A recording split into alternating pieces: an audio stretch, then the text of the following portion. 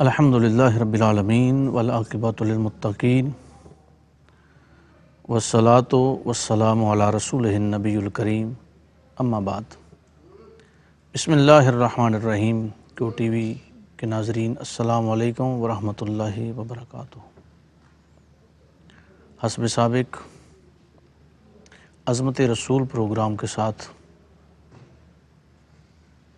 ہم حاضر ہیں۔ عظمت رسول صلی اللہ علیہ وسلم کا ذکر پاک شروع ہے۔ آج میں یہ بتانا چاہوں گا کہ عظمت رسول، تعظیم رسول، نصرت رسول، عزت رسول ایک ایسی مضبوط حد فاصل ہے جو ہمارے ایمان کو مضبوط کرتی ہے، اور یقیناً کسی کی عظمت کا اقرار کرنے کے لیے، کسی کی عظمت کو ماننے کے لیے، ماننے والا یہ دیکھتا ہے کہ اس کا کمال کیا ہے، اس کا جمال کیا ہے، اس کا نوال کیا ہے۔ یہ تین چیزیں اس کے ذہن میں ہوتی ہیں۔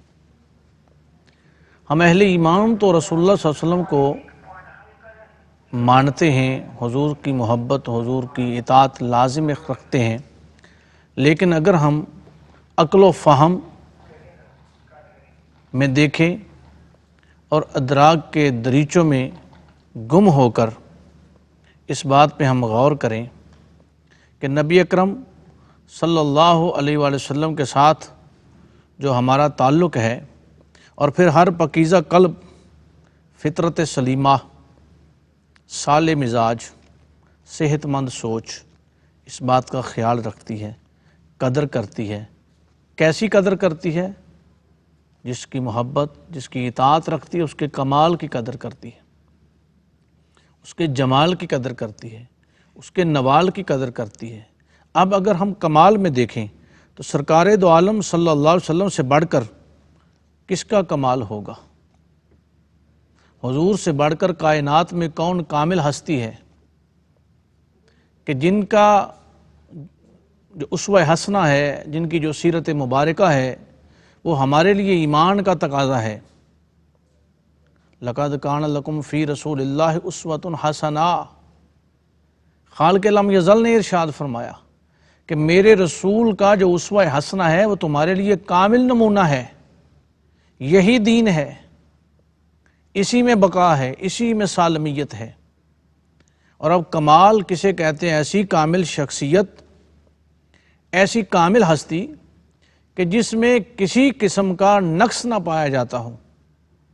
تو وہ اگر کائنات میں ہے تو اللہ وحدہ لا شریک کے بعد وہ ایک ہی ذات ہے، وہ محمد رسول اللہ صلی اللہ علیہ وسلم کی ذات مبارکہ ہے،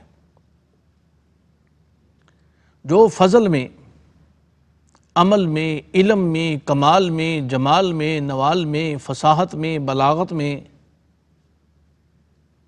بلکہ اللہ رب العزت فرماتا ہے کہ وَلَلْآخِرَةُ خَيْرٌ لَكَ مِنَ الْأُولَىٰ۔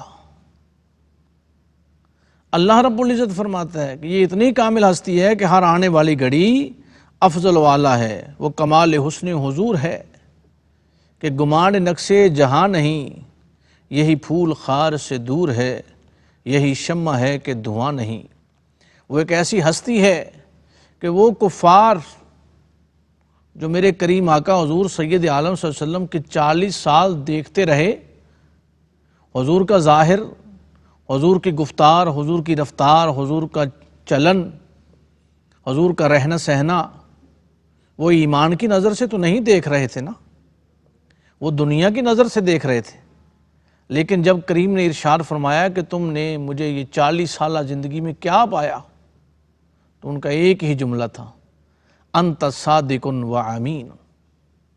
ہم نے آپ کو صادق پایا، ہم نے آپ کو امین پایا۔ اور سرکار دو عالم صلی اللہ علیہ وسلم کی عظمت جو ہے، وہ کفار نے بھی اس بات کو تسلیم کیا۔ وہ حضور کے کلمہ گو تو نہیں تھے، بلکہ بعض صحابہ جو بعد میں دائرہ اسلام میں داخل ہوئے تو وہ بیان کرتے ہیں، روایت کرتے ہیں کہ ہم اس دور میں زمانہ جاہلیت میں بھی محمد صلی اللہ علیہ وسلم کے نام پر ایک دوسرے کے ساتھ مثالیں دیا کرتے تھے. بیٹھتے وہ ابو جال کے پاس تھے لیکن امانتیں رسول خدا کے پاس رکھا کرتے تھے. کیوں؟ حضور کی عظمت ان کے ذہن میں تھی، حضور کا کردار ان کے ذہن میں تھا. بیٹھتے ابو لہب ابو جہل کے پاس تھے لیکن وہ رسول خدا کی آواز کو سچ مانتے تھے. لیکن یہ تو ان کے اندر ایک پھر جو حسد کی آگ تھی وہ تو ایمان کا حسد تھا نا، کہ یہ اللہ کی دعوت دیتے ہیں، توحید کی طرف بلاتے ہیں، یہ غرباء کو جو ہے عمراء پر فوقیت دیتے ہیں. یہ تو اپنی جگہ تھی سب چیزیں. لیکن اللہ رب العزت نے جو میرے حبیب کو کمال عطا فرمایا، وَرَفَعْنَا لَكَ ذِكْرَكَ، ذکر کو بھی کمال ہے، دور مبارک کو بھی کمال ہے، امت کو بھی کمال ہے، حضور کے غلاموں کو بھی کمال ہے. اور جس ہستی کی عظمت کے جھنڈے اللہ نے بلند فرمائے اس کی عظمت کو کون کم کر سکتا ہے. اب جمال کو اگر ہم دیکھیں تو اللہ رب العزت نے ایسا جمال عطا فرمایا تھا، اور حسن کے ساتھ محبت کرنا ہر کسی کا فطری تقاضا ہے. حسن جس رنگ میں اور جہاں ہوتا ہے اہل دل کے لیے سرمایہ جہاں ہوتا ہے. لیکن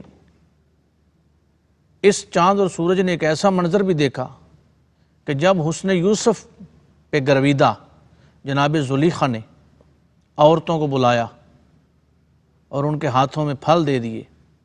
حسن یوسف پہ کٹی مصر میں انگشت زنا، سر کٹاتے ہیں تیرے نام پہ مردان عرب. تضاد کا شعر ہے بڑا خوبصورت.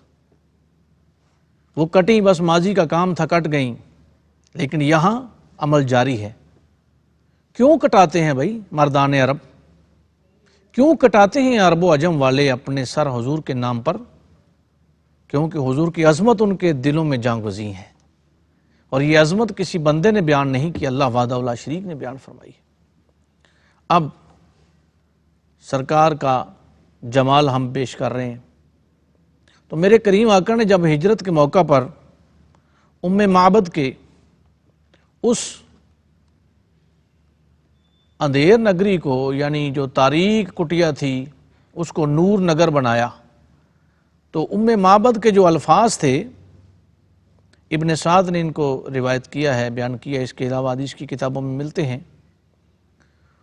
تو وہ عشق و محبت کی رو میں بہ کر نہیں، اس وقت تو ابھی کلمہ پڑھا ہی نہیں تھا، جب اس نے اپنے ابو معبد کو شام کو یہ بتایا کہ آنے والا اتنا کریم، اتنا سخی، اتنا حسین تھا، اس نے نام ہی مبارک رکھ لیا. پوچھا نا جب ابو معبد نے کہ میں جب گیا تھا تو یہ تاریک کٹیا تھی، لیکن اب یہاں نور جو ہے وہ جگمگا رہا ہے، اور مجھے یہ فضا کوئی اور تبدیل نظر آ رہی ہے. اس نے کہا ہاں، ایک ایسی ہستی آئی تھی، میں کیا بتاؤں، میں نے اس شخص کو دیکھا جس کی نظافت نمایاں، جس کا چہرہ تاباں، جس کی ساخت میں تناسب تھا، پاکیزہ اور پسندیدہ خو، نہ فربی کا عیب، نہ لاغری کا نقص، نہ پیٹ نکلا ہوا، نہ سر کے بال گرے ہوئے، چہرہ وجیح، وسیم کسیم. وسیم اسے کہا جاتا ہے جو ہر اینگل میں، ہر صورت میں، ہر لہجہ جب اس کو دیکھا جائے تو وہ ایک حسین شمع ایسی نظر آئے کہ پہلے سے بڑھ کر جی چاہے میں اس کو دیکھتا رہوں. اور سوائے رسالت مآب صلی اللہ علیہ وسلم کی کوئی ایسا حسن نہیں ہے. دو چیزیں ہیں، کتابوں میں سے قرآن ایک ایسی کتاب ہے کہ جس کو جتنا بار بار ہم پڑھتے جائیں انوار و تجلیات ملتے جاتے ہیں، اور دوسرا چہرہ والضحیٰ جناب رسالت مآب صلی اللہ علیہ وسلم کا چہرہ مبارک، جس کو جتنا دیکھا جائے، جتنی بار دیکھا جائے، اتنی بار جی چاہتا ہے کہ دیکھتے رہیں. تو کہا کہ جسم تنو مند، پتلیاں کالی، ڈیلے بہت سفید، پلکیں لمبی اور گھنی تھی، ابرو حلالی تھے. باریک اور پیوستہ، گردن لمبی، کلام شیریں اور واضح، آواز میں خنک کے ساتھ لطافت، گردن لمبی اور سراہی دار، داڑھی گھنی اور گنجان، سر کے بال سیاہ اور گنگریالے، ہاتھ بلند فرمائیں، بات کریں تو رخ انور کے ساتھ ہاتھوں کو بھی بلند فرمائیں، کلام شیریں اور واضح، نہ کم سخن نہ بسیار گو، گفتار اس انداز کی کہ جیسے پروئے ہوئے موتی، دور سے سنو تو بلند آہنگ، قریب سے سنو تو شیریں اور لطافت دینے والی۔ تو یہ تمام چیزیں جو اس وقت انہوں نے بیان فرمائی تھیں، وہ عقیدت کی رو میں بہ کر نہیں، وہ حضور کے جمال کو دیکھ کر بیان فرمائی تھیں۔ اب جمال کے بعد تیسرا جو ہے وہ نوال ہے، اور کمال و جمال کا اگر میں ایک آپ کو یہ بھی بتاتا چلوں، روایات میں بات موجود ہے کہ اللہ نے یہ کمال عطا فرمایا کہ جناب قتادہ آنکھ کا ڈیلا لے کر لا جائیں اور سرکار لعاب دہن فرمائیں اور لگا دیں۔ دنیا میں کوئی ایسا جو ہے آپ لے کر آئیں، آرتھوپیڈک سرجن، آئی اسپیشلسٹ لے آئیں کوئی جو ایسے کر سکے۔ یہ وہ کمال تھا کہ دنیا بھی دنیا داری کے تقاضوں پر، عقل و فہم و بینش کے تقاضوں پر بھی دیکھیں تو اس بات کو کوئی بندہ جھٹلا نہیں سکتا۔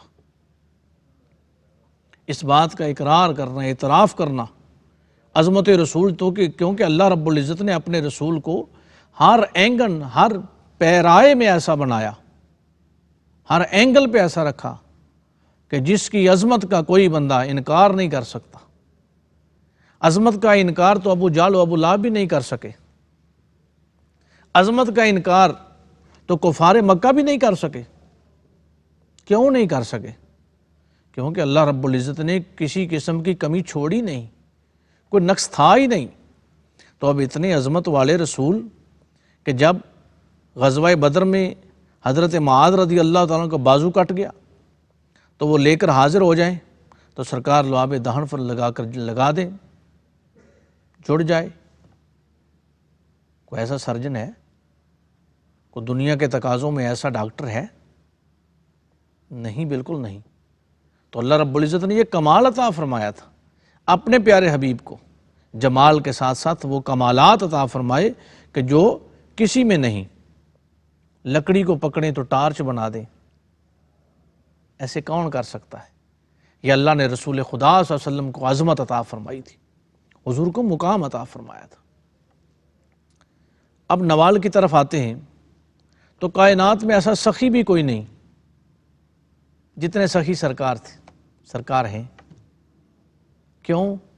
بھئی دیکھیں نا، سخاوت کو ماننا یہ صرف مسلمانوں کے لیے نہیں، ہر مذہب کے لوگ عقل و فہم و بینش رکھنے، حاتم طائی کو ہر کوئی مانتا ہے کہ وہ بڑا سخی تھا، سخاوت اس کی ایک جو ہے فطرت سلیمہ میں یہ بات شامل تھی، وہ سخاوت کرتا رہتا تھا۔ لیکن یہاں سخاوت کا کیا عالم ہے؟ کوئی مانگے نہ مانگے اس کو عطا کیا جاتا ہے۔ نعمتیں بانٹتا جس سمت وزی شان گیا، ساتھ ہی منشی رحمت کا قلم دان گیا۔